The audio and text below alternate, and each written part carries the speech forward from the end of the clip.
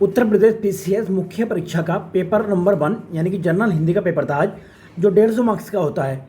तो देख लेते हैं इसमें कौन कौन से क्वेश्चन आए थे। देखिए, इस पेपर की सबसे खास बात क्या है कि यहाँ पे प्रेडिक्टेड होता है बहुत सारा, मतलब क्वेश्चन जो है आप पहले से अनुमान लगा लेते हैं कि कौन सा क्वेश्चन इस बार आएगा और कौन सा क्वेश्चन नेक्स्ट ईयर में आ सकता है।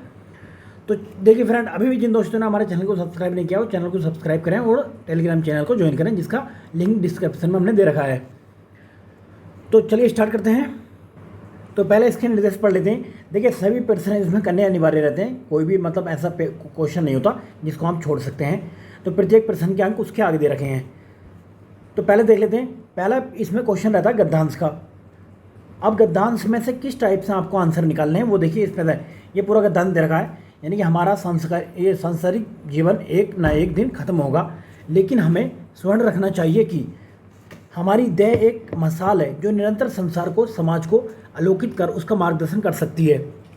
जैसे कि कहते हैं कि गांधी जी मरे नहीं हैं, जबकि गांधी जी अभी भी जिंदा, मतलब कहते हैं कि उनके विचार जिंदा हैं, इसलिए कि कोई भी व्यक्ति के कार्य जो होते हैं वो बात तक याद किए जाते हैं, वो बात तक लोग जो है उससे मार्गदर्शन लेते हैं। तो इसी टाइप से ये पूरा गद्यांश दे रखा था। अब गद्यांश में कुछ क्वेश्चन दे रखे थे, जैसे कि पहले क्वेश्चन था, ये 5 नंबर का क्वेश्चन रहता है। तो उसमें क्या है कि ऊपरी लिखित गद्य का आशय अपने शब्दों में लिखना है, कि इसमें राइटर कहना क्या चाहता है, इसके माध्यम से आपको अपने वर्ड्स में लिखना है, और इसकी जो कोर है ना, वो कोर को नहीं ख़त्म करना है। क्लियर है? तो 5 नंबर का क्वेश्चन है, ये अटेम्प्ट करना है आपको। दूसरा है, जीवन निष्प्रयोजन नहीं होना चाहिए, इससे क्या अभिप्रेत है, आपको क्या समझ में आया इससे? तो ये कहाँ पर, ये देखिए ये लिखा हुआ है कि संसार ये समाज कर सकती है, यानी हमारा एक जीवन निष्प्रयोजन नहीं होना चाहिए, समाज के लिए हमें एक कर्मठ एवं ओजस्वी जीवन का अभिलाषा होना चाहिए। तो इसी उसको समझकर आपको इसका आंसर लिखना था। तो तीसरा क्वेश्चन देखते हैं। गद्यांश की रेखांकित पंक्तियों को व्याख्या अपने शब्दों में लिखनी थी। जो ये जो यहाँ से ये लाइन डाली गई है नीचे से, ये तो यहाँ से आपको समझना है और यहाँ तक शक्ति है, यहाँ तक समझना है राइटर क्या कहना चाहता है, उसको अपने शब्दों में लिखना है। हूबहू इसकी कॉपी ना करें आप, और इसकी जो कोर वर्ड है वो भी नहीं आपसे जाने चाहिए, ठीक है? अपने शब्दों में लिखें, बट आसान भाषा में, जैसे कि आप किसी को समझाना चाह रहे हो, ठीक है? तो ये कितने नंबर का है? ये 20 नंबर का है। तो ध्यान रहे इसमें, ये क्या होता है कि ये जो वर्ड्स दे रखे हैं उससे ऐसा ना हो कि बहुत ज़्यादा बड़ा भी नहीं होना चाहिए, और ऐसे भी नहीं कि आप 5-7 वर्ड में 10 वर्ड में इसको कंप्लीट कर दे रहे हैं। तो एक बैलेंस होना चाहिए इसमें। दूसरा गद्यांश है ये, नैतिकता से रिलेटेड गद्यांश है। अब इसमें इसी टाइप से आंसर लिखने होते हैं। इसमें पहला क्वेश्चन है 5 नंबर का, गद्यांश का उचित शीर्षक बताना है। तो जैसे कि उचित शीर्षक आप, नैतिकता हमारे लिए सामाजिक मानदंड उपस्थित करती है। तो नैतिकता क्यों जरूरी है, मतलब ये नैतिक नियमों में चरित्र निर्माण की महत्ता पर जोर दिया जाता है। तो ये लिख सकते हैं आप, नैतिक नियम जो है जीवन के लिए आवश्यक है, मतलब तो ये कुछ भी आप यहाँ से नैतिकता से रिलेटेड ही यहाँ पे ये डाल सकते थे। देखिए, इसको गद्यांश में शीर्षक को एक या एक से अधिक भी लिख सकते हैं, और करके एक सपोज करो आपने ये शीर्षक लिख दिया, उसके बाद में और करके यहाँ पे एक और शीर्षक लिख सकते हैं, या तो ये होगा या फिर ये होगा, ठीक है? दूसरा देखते हैं, धर्म और नैतिकता का संबंध स्पष्ट करना, क्या संबंध है इनका दोनों का? 5 नंबर का क्वेश्चन है ये भी। तीसरा है, गद्यांश का संक्षेपण लगभग 1/3 शब्दों में लिखना है। तो इसका संक्षेपण करना होता है, जो ये वर्ड्स हैं आप यहाँ से यहाँ तक देख लो कितने वर्ड्स हैं, तो इनका 1/3 शब्द से ज़्यादा नहीं होना चाहिए, और ना ही इससे कम हो, ठीक है? सपोज करो 100 वर्ड्स का ये पैराग्राफ है, 100 वर्ड में आप 30 से लेकर 35 वर्ड तक ये इसमें अपना इसको समाप्त कर सकते हैं। तो ये देखिए, अभी हम मोटे मोटे तौर पर इसको देख लेते हैं, बाकी डिटेल से हम डिस्कस करेंगे। बिकॉज हिंदी का जो पार्ट है आपका, ये हिंदी का पार्ट ना सिर्फ आरओ के एग्ज़ाम में एक यूपीपीएससी एक एग्ज़ाम कराती है ब्लॉक एजुकेशन ऑफिसर के एग्ज़ाम में, और यूपीपीसीएस के मेंस की परीक्षा में, और अभी जो राजस्थान का पेपर देने जा रहे हैं, राजस्थान के आरपीएससी के मेंस के एग्ज़ाम में भी ये इसी टाइप के क्वेश्चन आते हैं। अगर आप यहाँ से कर लोगे अच्छे से, तो मुझे लगता है कि कोई टेंशन वाली बात नहीं होगी।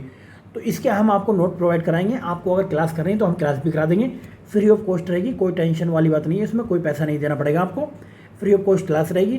पीडीएफ नोट्स फ्री में रहेंगे, हमने बहुत बेहतरीन तरीके से हमारी टीम ने नोट्स तैयार किए हुए हैं, वो आपको फ्री में अवेलेबल करा दिए जाएंगे। क्लियर है? अभी फिलहाल मोटे मोटे तौर पर हम देख लेते हैं पेपर कैसा रहा इस बार का। तीसरा क्वेश्चन है कि जिला कलेक्टर की ओर से मंडल आयुक्त को एक पत्र लिखना है। तो इस पत्र में राज्य सरकार द्वारा घोषित स्वच्छता सप्ताह के दौरान जिले में किए गए विविध कार्यों का विवरण देना है आपको। तो देखिए ये किस टाइप का ये पत्र हो गया, ये सरकारी पत्र हो गया। तो सरकारी या अर्ध सरकारी पत्र में से हर बार एक पत्र पूछा जाता है। इस टाइप से इस बार सरकारी पत्र पूछ लिया, नेक्स्ट टाइप हो सकता है नेक्स्ट ईयर में अर्ध सरकारी पत्र पूछेगा वो, बट यहाँ पर लिखा नहीं है कि भाई सरकारी है अर्ध सरकारी है। जाहिर सी बात है, एक जिला कलेक्टर द्वारा मंडलायुक्त को पत्र भेजा जा रहा है तो सरकारी पत्र होगा वो। दूसरा है इसमें, ये 10 नंबर का रहता है, जिला शिक्षा अधिकारी की ओर से एक आदेश जारी किया गया जारी कीजिए जिसमें श्री राम व्याख्याता गणित उच्च माध्यमिक विद्यालय के नगर को उच्च माध्यमिक विद्यालय खे नगर में तत्काल प्रभाव से 2 माह की प्रतिनियुक्ति हेतु आदेशित किया गया हो। ठीक है, तो एक पत्र ये हो गया। 10-10 नंबर के 2 पत्र पूछे जाते हैं। विलोम शब्द ऐसे पूछे जाते हैं। देखिए विलोम शब्द में आपको सबको लिखना है। पहले आप लिखेंगे शब्द लिखेंगे, उसका विलोम लिखेंगे, उसके आगे विलोम डाल के इस तरीके से उसके आगे लिखेंगे इसका अर्थ क्या है। ठीक है, तो ऐसे ही आपको सारे के सारे ये 10 के 10 लिखने होते हैं। अब इसमें उपसर्ग बताने होते हैं। ये 5 नंबर का है उपसर्ग। ये पर्यटन है, तो पर्यटन में क्या उपसर्ग है। उसी टाइप से आपको प्रत्यय बताने हैं। देखिए यहाँ पर लिखेंगे क्या शब्द, इस तरीके से लिखते हैं इसको। पहले तरफ लिखते हैं आपने शब्द और यहाँ पर लिखेंगे आप उपसर्ग। तो शब्द के नीचे सपोज करो आपने पर्यटन लिख दिया। ठीक है, तो यहाँ पे आप उपसर्ग लिखोगे उसका। यहाँ पे प्रतीक्षा लिख दिया, प्रतीक्षा, तो प्रतीक्षा का यहाँ पे ये उपसर्ग लिखोगे। ठीक है, अब उसके बाद में ऐसे प्रत्यय लिखने होते हैं आपको। तो प्रत्यय में भी एक तरफ शब्द लिखा जाता है, यहाँ पे शब्द लिख दो और दूसरी तरफ प्रत्यय लिख दो। ठीक है, तो प्रत्यय क्या निकला इसमें से, जैसे देखो बेशड़ब है, यहाँ पे शब्द लिख दिया बेशड़ब, यहाँ पे उसका प्रत्यय लिख दिया, यहाँ पे ग्रामीणी शब्द लिख दिया, यहाँ पे उसका प्रत्यय लिख दिया। तो इसी टाइप से आपको वहाँ पर अटेम्प्ट करना रहता है पेपर। अब देखिए नेक्स्ट है वाक्यांशों या पदावधियों के लिए एक एक शब्द लिखना है। अनिश्चित अभिका के लिए जैसे ये वाक्यांश है उसके लिए एक शब्द, तो यहाँ पे आपको लिखना पड़ेगा एक शब्द, इसका एक शब्द और इसका एक शब्द। यहाँ पे वाक्यांश लिखो इसके आगे और उसके आगे एक शब्द। ठीक है, तो ऐसे 5 का इनका लिखना होता है। ठीक है, 5 लिख दिए। उसके बाद में वाक्यों को शुद्ध करना है। तो क्वेश्चन नंबर डाल के सपोज करो 7 का ये क्या है, 7 के क्या का ये 1, तो इसका अशुद्ध आप लिख सकते हो यहाँ पे, तो लिख दो। उसके नीचे जस्ट उत्तर डाल के अशुद्ध लिख दो। ठीक है, इसी टाइप से 5 क्वेश्चन आपको अटेम्प्ट करने हैं। नेक्स्ट है शब्दों की बर्तनी शुद्ध कीजिए। तो यहाँ पे लिख दो सपोज करो अशुद्ध बर्तनी और यहाँ पे उसके आगे लिख दो शुद्ध बर्तनी। ठीक है, शुद्ध बर्तनी। तो एक तरफ आपको अशुद्ध भी लिखना है जो शब्द है, या सपोज करो ऐसे करके शब्द लिख दिया और इसकी शुद्ध बर्तनी लिख दिया। तो इसी तरीके से अब क्वेश्चन डालना ना भूलें कि 7 के ख का हम बात कर रहे हैं, तो 7 के ख ही हम लिख रहे हैं। ठीक है, चलिए आगे चलते हैं। और ये हमारा चैनल है, अगर किसी ने अभी भी सब्सक्राइब नहीं किया उस चैनल को सब्सक्राइब कर सकते हैं। नेक्स्ट है मुहावरे और लोकोक्तियों का अर्थ जो है लिखिए और उनके वाक्यों में प्रयोग कीजिए और इस अर्थ को स्पष्ट कीजिए। तो बिल्ली के गले में घंटी बांधना। तो सपोज करो आपने 8 का ये 1 लिख दिया, 8 के 1। ठीक है, यहाँ पे ये लिख दो बिल्ली के गले में घंटी बांधना। ये वाक्य को यहाँ पे ऐसे उतार दो मुहावरे को।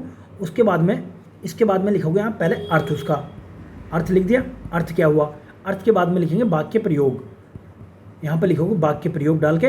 वाक्य प्रयोग में हम कहाँ पे इसका प्रयोग कर सकते हैं, जो रिलेवेंट हो, ऐसा ना हो कुछ भी आप लिख दो अनाप शनाप, जो रिलेवेंट वाक्य वो ये प्रयोग करना है आपको। ठीक है, और रहे के और आपका वाक्य यूनिक होना चाहिए। ऐसा ना कि जो PYQ में रटाया आ रहा है तो आप उसी को लिखते चले आ रहे हो, रटा हुआ नहीं होना चाहिए, आपको खुद से बना लेनी चाहिए। पहले आप देखिए अभी तो जो पेपर हो गया जिसने दे दिया आप दे दिए पेपर, तो नेक्स्ट ईयर के लिए क्या करें, आप अपने वाक्य खुद से प्रयोग करें और उनको हमें सेंड करके आप दिखा सकते हैं अगर आप चाहें तो, अदरवाइज़ किसी सीनियर को दिखा सकते हैं आप।